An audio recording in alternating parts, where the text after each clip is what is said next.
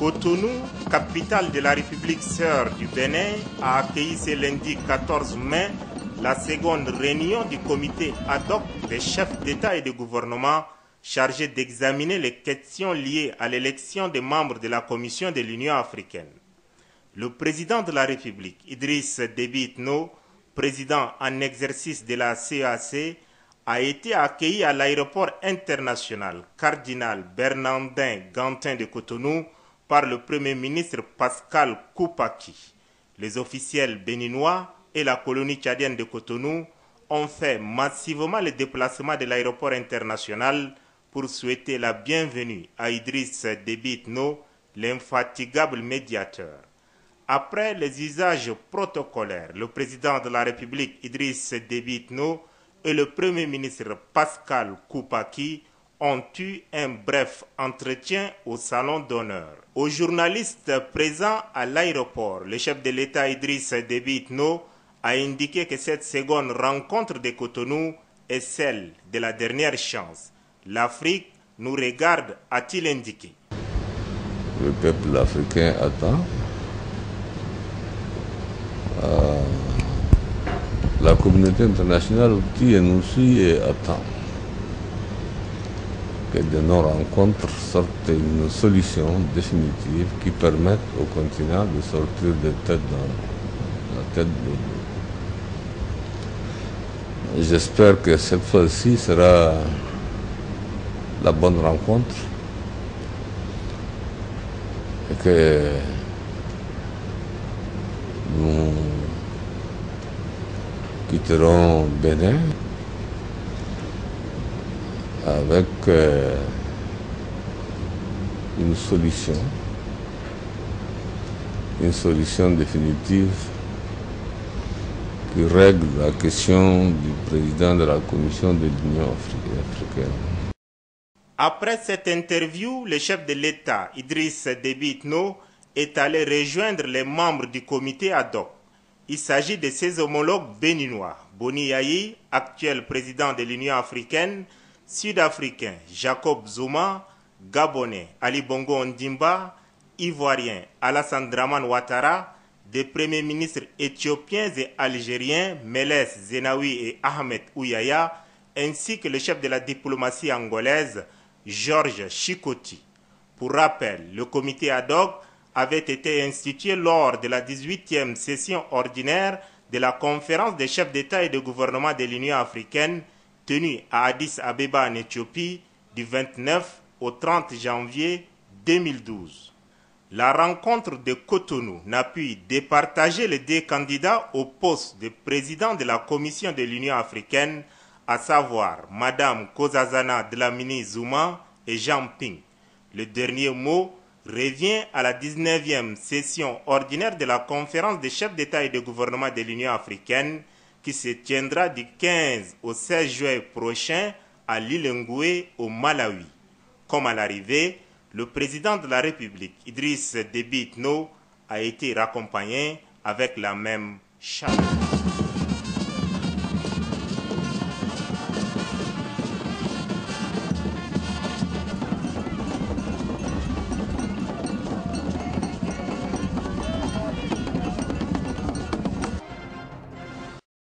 Cette audience s'inscrit dans le cadre des concertations régulières et permanentes que les plus hautes autorités du pays ont toujours entretenues sur les grandes questions de la vie nationale. Avec la proclamation des résultats des dernières élections communales, les activités du comité de suivi de l'accord politique du 13 août 2007 en vue du renforcement du processus démocratique au Tchad tirent à leur fin.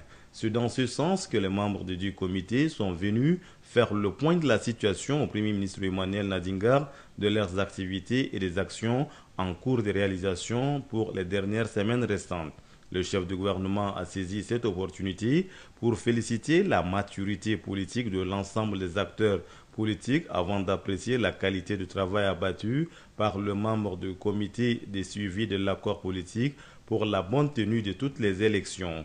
Le président du comité de suivi de l'accord politique du 13 août 2007 en vue du renforcement du processus démocratique au Tchad, Ali Gabriel Golor a indiqué que cette audience lui a permis d'aborder des sujets relatifs au financement et au remboursement des frais de campagne des partis politiques qui ont participé aux différentes consultations électorales organisées dans le pays. Nous avons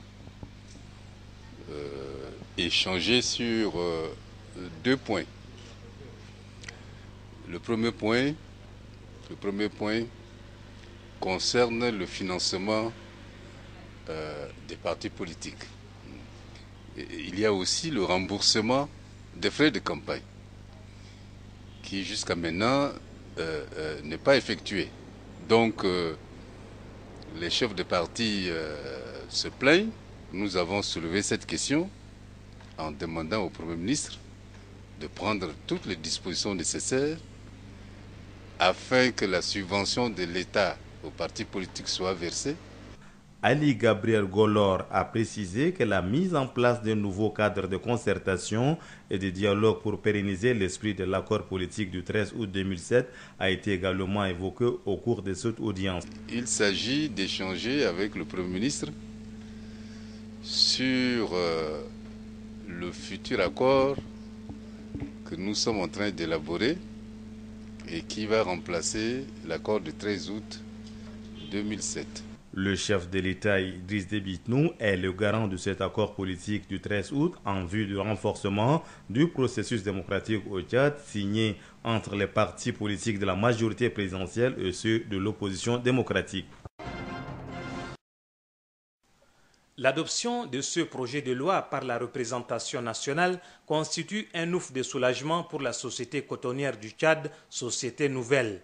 Nouvellement créée, elle a besoin de 30,7 milliards de francs CFA pour financer la campagne cotonnière 2011-2012 et la campagne de productivité 2012-2013. Remplaçant la Coton Tchad, la société nouvelle est une société anonyme unipersonnelle de droit tchadien au capital de 10 millions de francs CFA intégralement libérés. L'État est le seul actionnaire pour l'instant.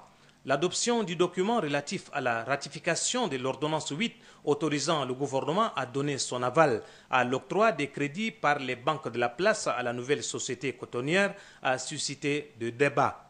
Les élus du peuple ont décortiqué le rapport soumis à leur approbation. Beaucoup d'interrogations ont été posées concernant l'ancienne société, notamment sa disparition. Les députés ont aussi souhaité que la nouvelle société cotonnière soit bien gérée en vue de contribuer à l'épanouissement de l'économie nationale. Les membres du gouvernement, pour leur part, ont défendu le rapport et ont apporté des réponses appropriées. En tant que Tchadiens, qu'est-ce qu'on fait de cette société qui permet à 3 millions de nos compatriotes, de nos frères, de nos sœurs, de nos grands-pères, etc., de vivre? Et je crois que l'État a pris ses responsabilités par rapport à cette question cruciale et a également déclenché des processus, je dirais, financiers et juridiques pour essayer de permettre à la Coton Tchad de vivre. Même si les idées sont divergentes, tout le monde opte pour le sauvetage de la nouvelle société créée le 17 janvier 2012.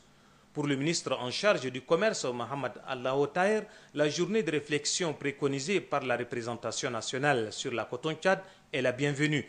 Il a tout de même informé les élus du peuple de la situation de cette société en faillite. Il a pris l'engagement de faire en sorte que la société nouvelle ne puisse pas subir les conséquences de l'ancienne Coton Tchad. Dans la nouvelle société, des garde-fous seront nécessaires pour éviter un retour aux pratiques du passé. Des pratiques, nous le reconnaissons, de mauvaise gestion. Notamment, la société devra être assistée par un contrôleur financier externe. La société surtout devra recourir à des appels d'offres, mais véritablement des appels d'offres transparents pour commander ces approvisionnements, notamment en intrants. Et enfin, il faudra renforcer fortement l'organisation des producteurs. Après les réponses convaincantes des membres du gouvernement et du président de la commission Finances, Budget et Comptabilité publique de l'Assemblée nationale, les élus du peuple ont approuvé le projet de loi par 141 voix pour, 0 contre et 5 abstentions. D'après le résultat de la restitution de la revue externe du programme élargi de vaccination, PEV, que vient de rendre public l'OMS, 5 enfants seulement sur 100 au Tchad ont reçu les doses normales de la vaccination. En d'autres termes, 5 enfants tchadiens sur les 100 sont protégés contre le virus de la poliomyélite. Un chiffre alarmant qui met dos au mur le ministère de la Santé publique malgré les efforts consentis par le gouvernement et les partenaires. Dans cette même revue du programme élargi de vaccination, les causes de la faible couverture vaccinale sont nombreuses et variées. Il s'agit entre autres le manque d'informations, la qualité d'offre des services de vaccination et les obstacles dus à l'éloignement des structures de santé et les attitudes envers le vaccin. Pour la plupart des personnalités présentes, la situation de la couverture vaccinale au Tchad contre la poliomyélite interpelle tout le monde.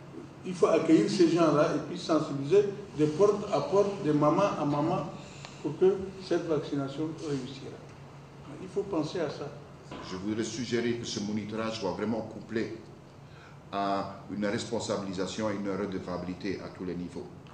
Et que ce monitorage n'est pas seulement une histoire des techniciens, mais qu'on implique vraiment toutes les autorités.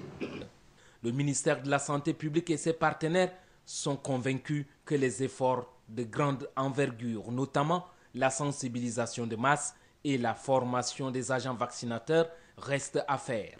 Même nous qui sommes de l'extérieur au ministère de la Santé, je veux dire, nous avons passé par tous ces points-là, nous avons critiqué, nous avons suscité beaucoup de réactions.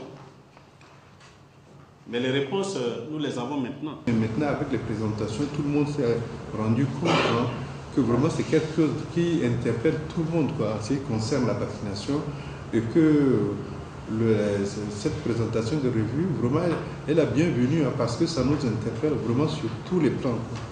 Pour améliorer davantage le taux de la couverture de vaccination, une collaboration étendue avec les autorités administratives, traditionnelles, les chefs religieux ainsi que la presse est envisagée.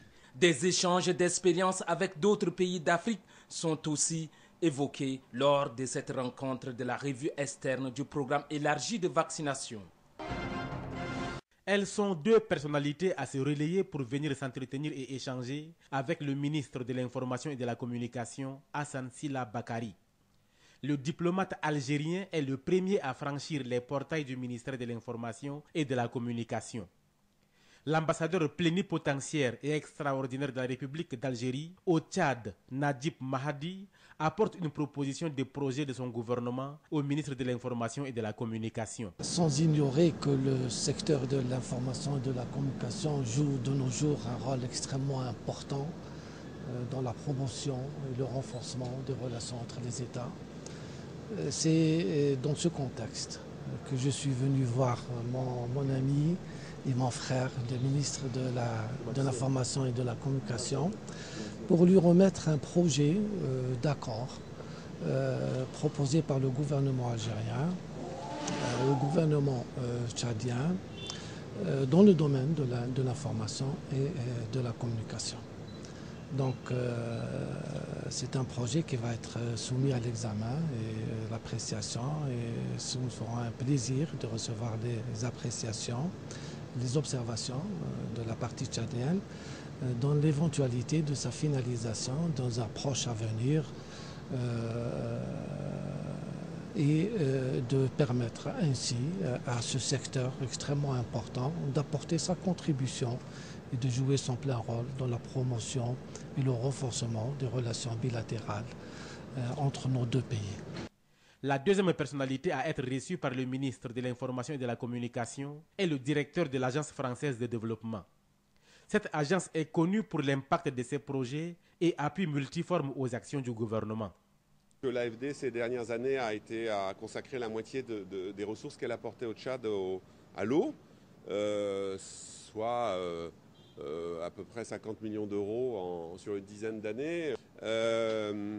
Et on a notamment apporté pas mal d'informations au moment du Forum mondial de l'eau récemment, qui a eu lieu à Marseille, vous savez, auquel le président de la République tchadienne a participé.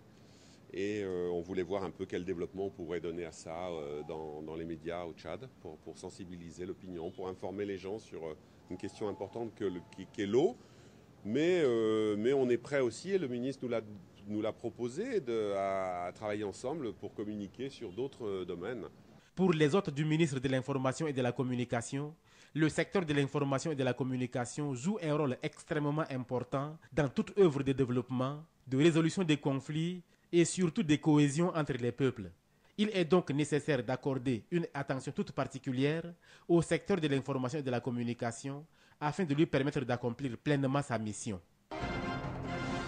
C'est le premier forum de haut niveau sur la propriété intellectuelle organisé par le ministère du Commerce et de l'Industrie en partenariat avec OMP, Organisation mondiale de la propriété intellectuelle, une organisation qui se veut le creuset de la défense des intérêts et de la protection des œuvres de l'esprit dont sont victimes les artistes, les écrivains et les chercheurs. 2 consultants venus de la Côte d'Ivoire et du Cameroun échangeront avec leurs homologues tchadiens sur les enjeux de la propriété intellectuelle. En effet, il ne se passe un jour où les œuvres de l'esprit, à savoir les produits des musiciens, des artistes peintres et écrivains sont l'objet de falsifications ou de piratage. Les mesures dissuasives inexistantes, les œuvres ne font pas vivre son bonhomme. C'est pourquoi la tenue de cette rencontre permet d'explorer les pistes de solutions afin de valoriser les compétences des chercheurs. Le présent forum est une occasion pour notre pays de mener une réflexion sur la nécessité d'élaborer une stratégie nationale de la propriété intellectuelle et de l'innovation technologique qui soit en adéquation avec les axes prioritaires de développement retenus par le gouvernement du Tchad. Plusieurs thèmes sont inscrits à l'ordre du jour, à savoir l'intégration de la propriété intellectuelle dans les politiques, la stratégie nationale de développement et l'importance du droit d'auteur. Les participants se pencheront également sur l'analyse de la contrefaçon, le piratage et la protection par les brevets et modèles d'utilité dans l'espace OIP. À l'issue de ces échanges, des résolutions seront formulées à l'endroit des États afin de mieux protéger les œuvres.